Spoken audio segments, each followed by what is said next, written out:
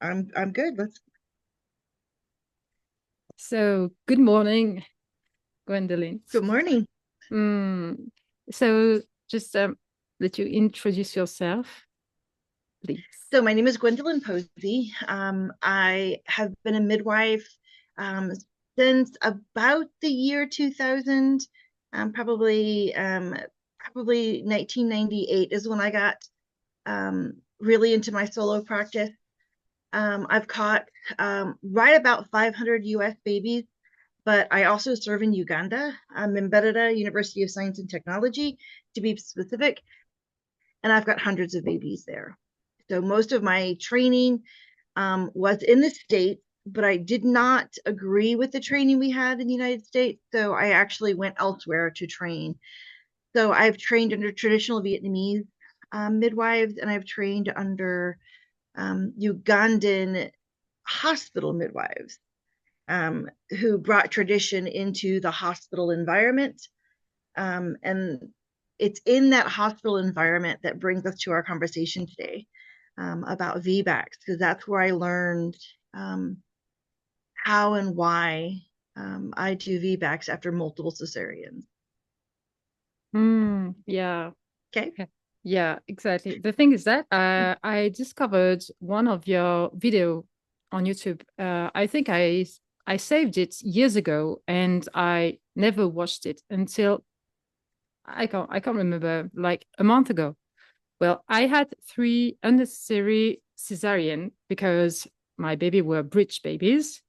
Anyway, I was not informed at that moment. And my fourth baby was born vaginally because I decided it. And because in France, you have nobody who will support you.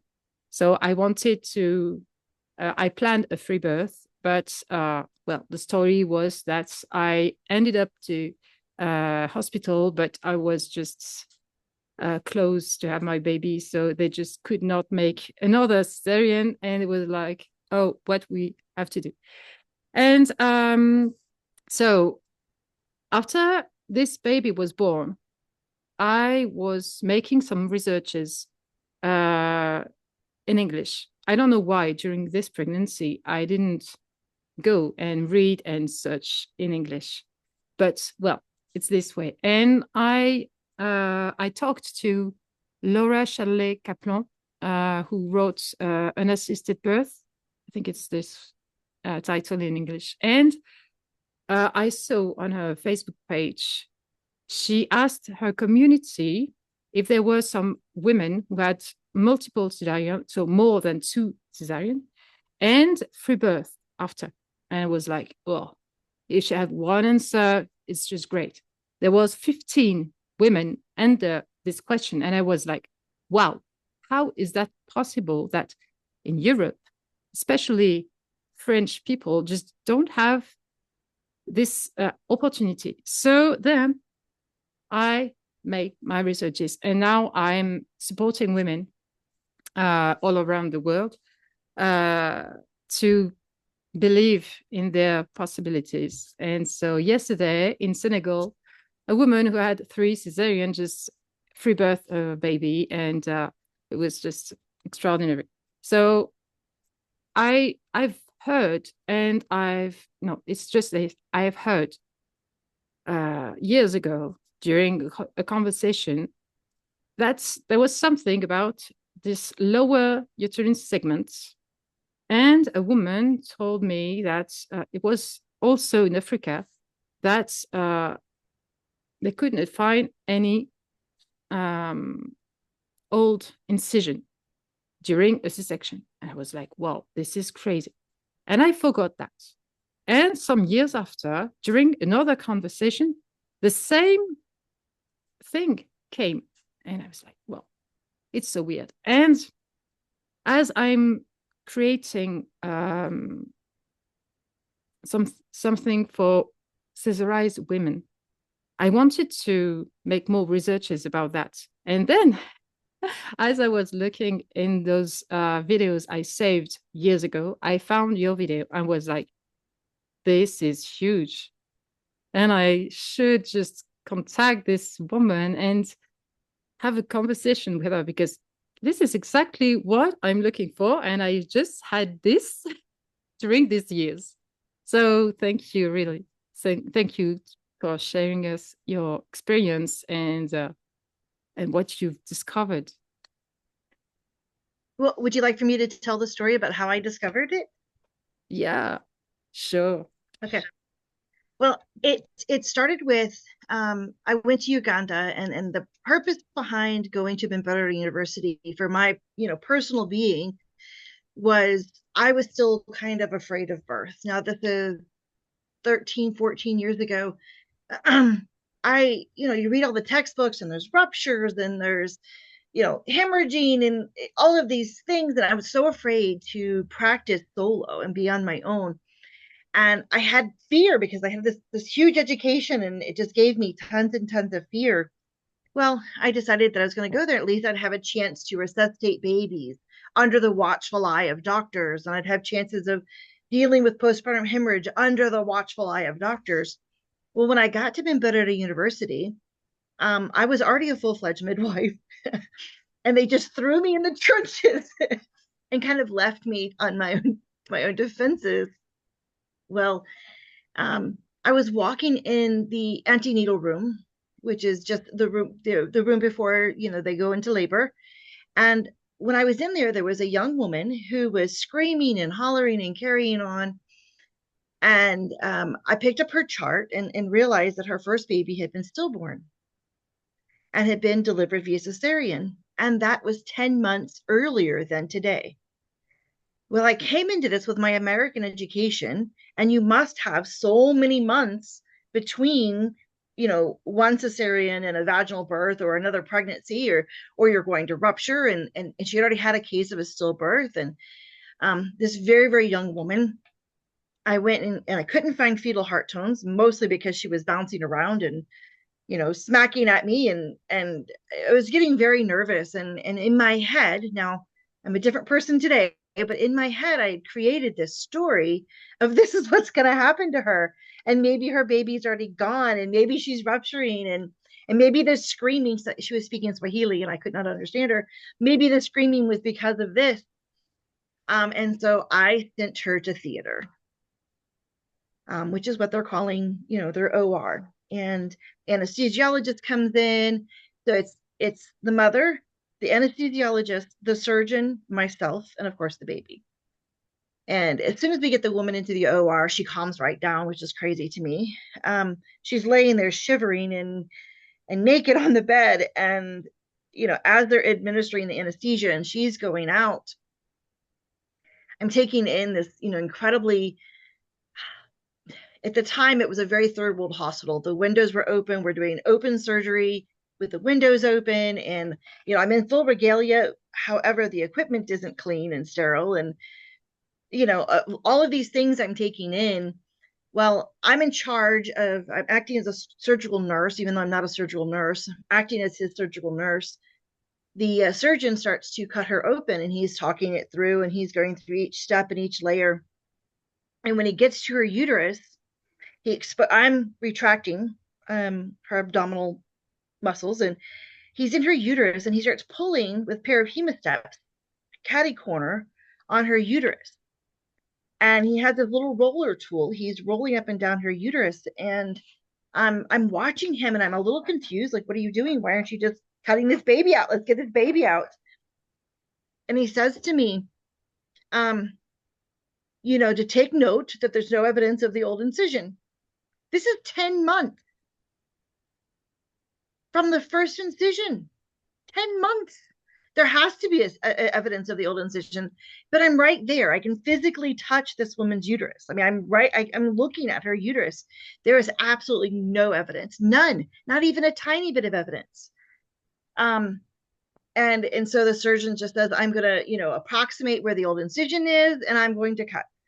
He cuts, and as he cuts where he thinks the old incision would have been, there's still no evidence. Like, there's no scar tissue, there's no thickening. He actually pulls on it a little bit. There's no thickening. There's nothing there. Well, their anesthesia there is a little different than ours here in America. So the baby needed to be resuscitated because the anesthesia impacted the baby. he hands me the baby. I dart off to resuscitate baby. And that's the end of my experience with this particular mom, because he closes as I'm resuscitating baby in the next room.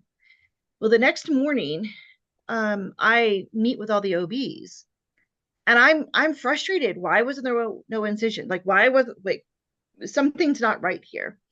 And he did something that I thought was barbaric. When he made the first little bit of incision, he actually stuck his fingers in the incision and pulled the mother open. And I thought that was barbaric. And I thought we were, supposed to be cutting into the uterus. And I was picturing things completely different than what I was experiencing. Well, the next morning, I wait for my turn and I wait for her case to come up, and we discuss the cases before from the day before.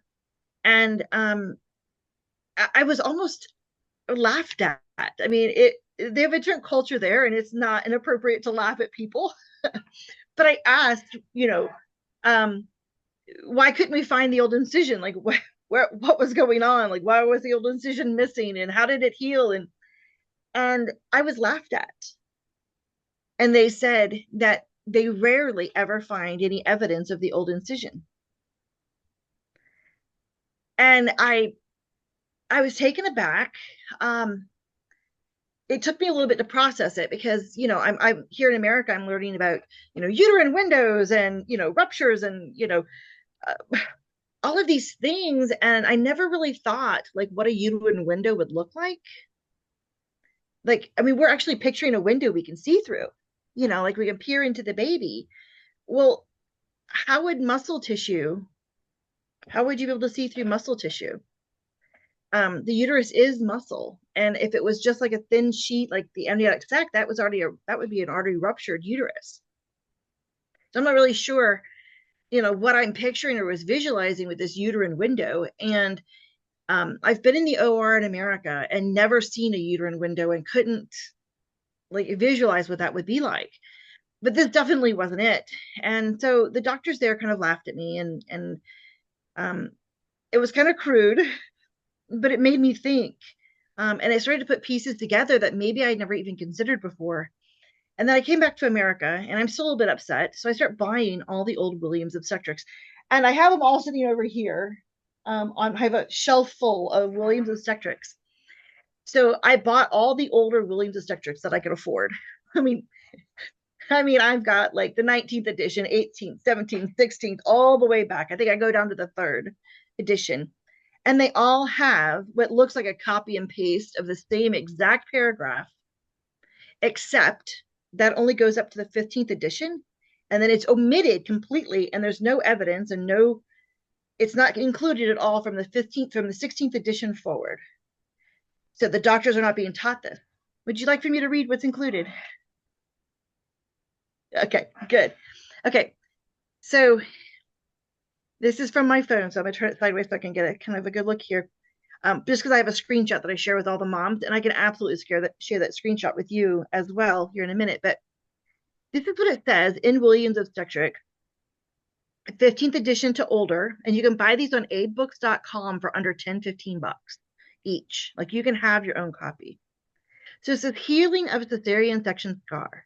Little information on the subject has been garnered from studies of cesarean section scars. Williams believed that the uterus heals by regeneration of the muscular fibers and not by scar tissue. Based on his conclusions, he based his conclusions on histological examination of the site of the incision and on two principal observations. First, inspection of an unopened uterus at the time of repeated sections usually shows no trace of the former incision, or at most an almost invisible linear scar. Second, when the body of the uterus has been amputated, no scar is visible after fixation. And what that means is, after they cut the uterus out of the woman and they sliced it up and put it underneath a microscope, they still can rarely ever find any evidence of the scar. Sliced up uterus under a microscope, and they still can no scar is visible after fixation. That's what that means. Or only a shallow vertical furrow, which is what our windows are, in the internal and external surfaces of the anterior uterine wall, with no trace of scar tissue between them.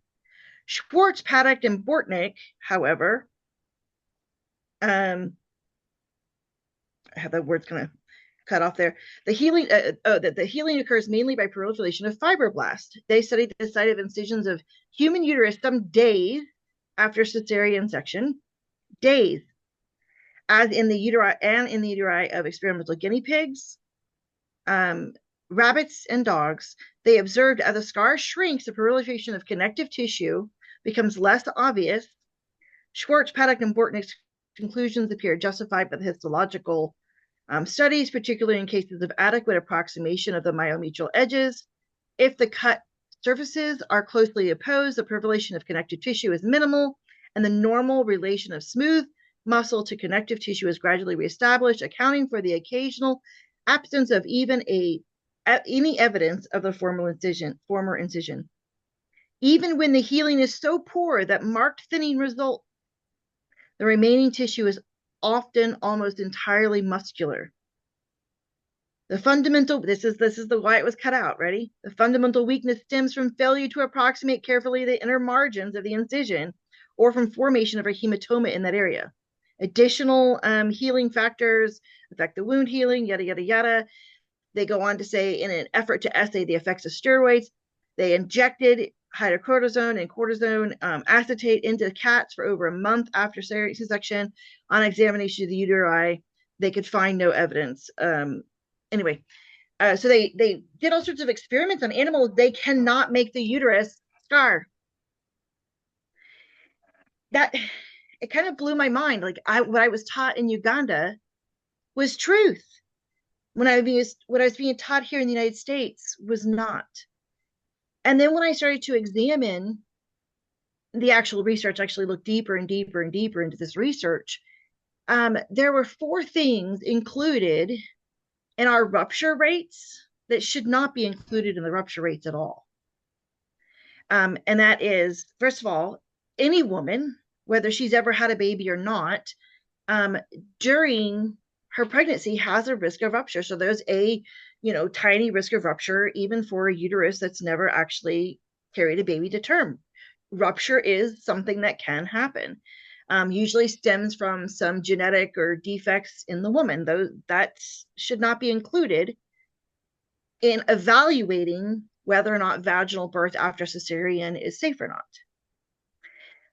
The other rates that shouldn't be included, and these things they drive me nuts. I get a little passionate, so I gotta remain calm so people can understand me. The other rates that include there are augmented birth. If you're using Cytotec, which most of the ruptures during VBACs have been from Cytotec use, Cytotec has its own rupture rate. That should not be included in there. Now, this one gets me. This one kind of like blows my mind. The rupture rate, that's another part of the rupture rate that's included in there, is rupturing on repeat cesarean. So when you have a full uterus and a baby in it and water, and the doctor takes a scalpel and sticks that uterus, when it ruptures, that's included in that rupture rate. That's has nothing to do with vaginal birth. That's not a risk factor in vaginal birth. And then the fourth one is one that I get very irate with, and that one is dehiscence. And the difference between a rupture and a dehiscence. So a dehiscence is when the muscle tears a little bit. It didn't rupture through, but there's a muscle tearing that occurred, and it's suspected occurring. The problem with the dehiscence is, one, we only see it if we've done a cesarean.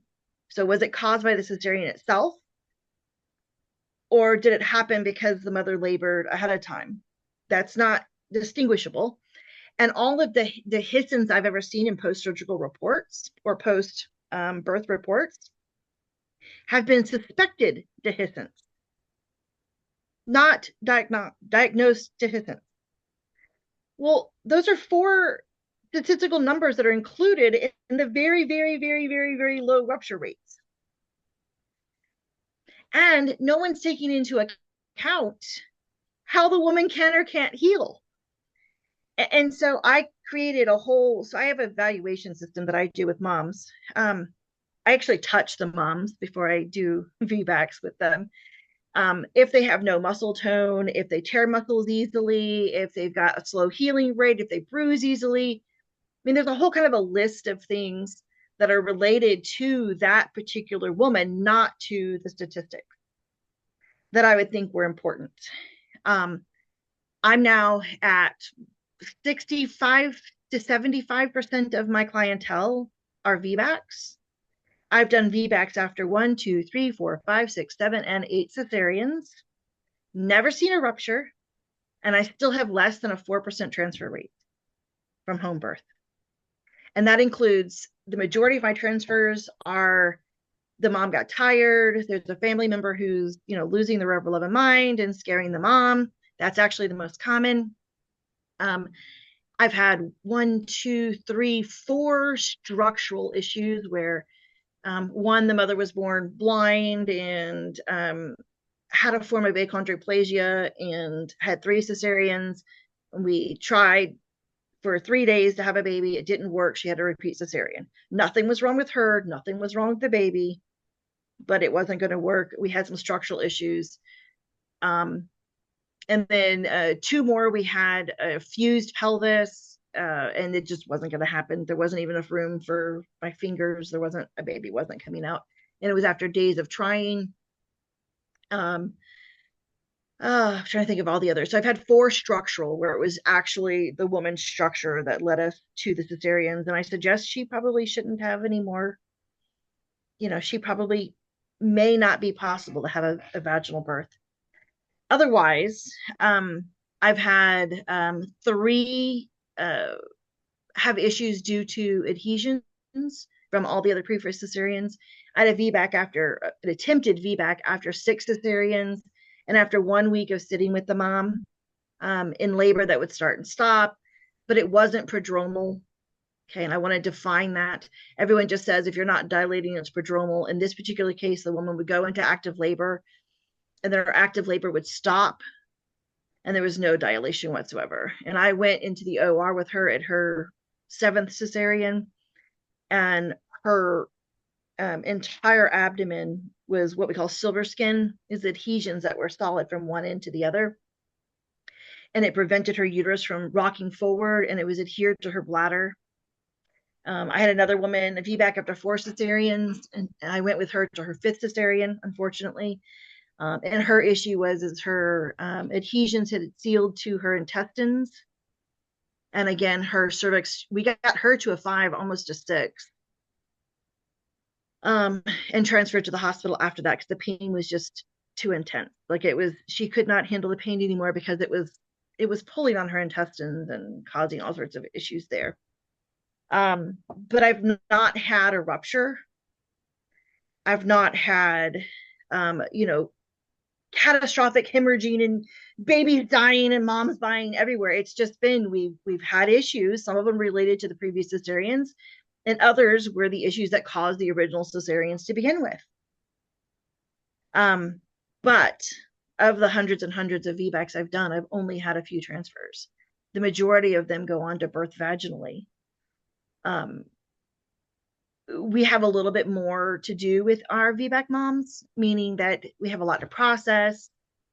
There was something, and I know that you're a mom that's had a VBAC, but for you to have had 3 C-sections, you had to have at some point mentally given in or handed over your autonomy and authority to someone else. And then you end up with a trauma over here because you did that. And so when we have a VBAC with these moms, we need to have a space where they can process that and let go of the connection to that. It's a real situation, and I'm not making anybody wrong for, having been where they were. But it's something that needs to be addressed and accounted for. Otherwise, we just end up repeating the same mental state every time, right? We need to let it go so we can continue. But I learned so much over the years. So the other thing is, can I teach you about adhesions a little bit? Sorry, my son just came in and closed the door. Okay. I didn't hear you. Can I teach you a little bit or share a little bit about adhesions that isn't shared in the mainstream? Yeah, sure. Okay. So first of all, I don't know who's going to be listening to this, but adhesions are um, little tendrils. And I have this, I was actually writing this incredible, 8-week VBAC course, and I handed it over to someone to edit it for me, and they got rid of it. And I kind of gave up because I'm not very techy and I don't like doing all the, but I'd love to join with someone who is passionate about VBACs, help get this course out there in the world because it's necessary. But I learned something about adhesions during the writing of this course. And um, I do my own butchering. So I butcher my own animals at home. I hope that doesn't make anybody really upset with me, but I'm responsible for the food I eat, which means that I know the animals that I consume because I grew them and I handle them. I make sure their deaths are good. And during the butchering process, I started to notice um, the fascia inside the animal. And I started to relate fascia and adhesions together. We know that it's part of the fascia system. And then I started to do more research. And for a very brief time, you could find this on YouTube, and it's now been scrubbed. And for a brief time, maybe about 6 months, there was a few doctors talking about something called the interstitial circulatory system. Have you ever heard that term? No. Okay. So we have, and I'm going to say this with all the confidence in the world, and I don't care who disagrees with me. We have two circulatory systems. We have the blood, heart, lung circulatory system. Then we have a second circulatory system. Now, our heart pumps our blood through the primary circulatory system. Our muscles circulate the interstitial fluid through our interstitial circulatory system. And if you ever cut open an animal, all of the organs are wet. I mean, you know this. All of the organs are wet, but there's not fluid sloshing around freely in our bodies. That's not how this is working. Our organs are wet because we have this fascia system, these tubes that are clear with interstitial fluid, which has everything from plasma, fibrogen, all sorts of other components in it that are not blood that pump through it. When you cut open an animal, it looks like white spider webbing everywhere. And that's how the uterus is fastened in. And that's how the diaphragm is. All of this is attached with this system. Adhesions are the body trying to repair the damage that was done when the uterus was cut. Now we get that because they teach us that part, but what you don't get is that system is vital. It's vital for keeping our organs healthy. That's how cancer travels. That's how cancer metastasizes. It metastasizes and moves through the interstitial system. That's why if you ever hear about cancer stopping at surgical points or at pressure points, have you ever had exposure to that? No, it's okay. So I actually have 2 doctorates, so I kind of try not to go off topic here. But when they reach in and they pull your uterus out after the baby comes out, they put the uterus on your abdomen on the external so they can check it and stitch it up appropriately. And then they put it back in and they kind of wet it down, but it's not wet like it was while it was inside of you. Well, it becomes sticky. Any organ or muscle tissue that's exposed to air gets sticky on purpose. Well, when they stick it back in, your body tries to reestablish all of its connections. And when it does that and tries to repair all that fascia, the different layers of fascia, that's where adhesions are. That's what causes adhesions. And that's where I propose the real risk of cesarean lies. It's that damage to our fascia system that we are underestimating the impact of that damage. It's affecting our bowels, our bladders. It's affecting everything in our function. There are women. Oh, and that was the other thing too. You could be perfectly fine from your cesareans, and then 40 years later, all of a sudden have adhesions that sprout up and start growing at a massive rate.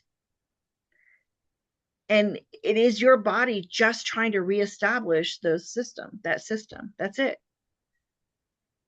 And we need to talk about different surgical procedures. We need to acknowledge that there's an interstitial system, circulatory system going on, that we're interfering with that.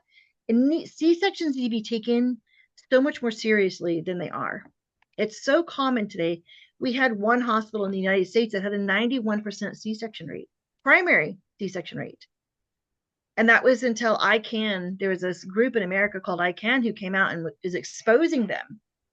And then as soon as they were exposed, hospital policy changed and it dropped down to like 45%.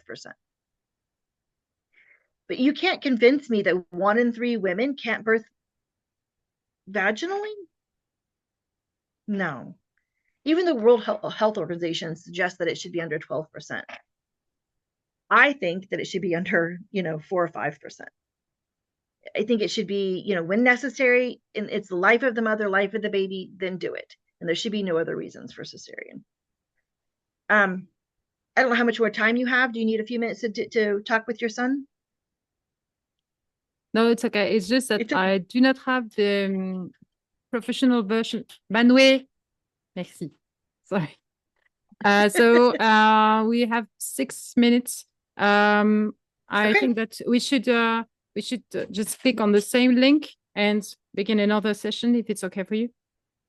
Because I could be done if you want. Oh no, it's okay. I will have many things to, I think, tell and say and question, and so. Oh, good. Okay, so if we hang up, I'll just come back on the same link and just sign back in. Okay. Yeah. Okay. Sure.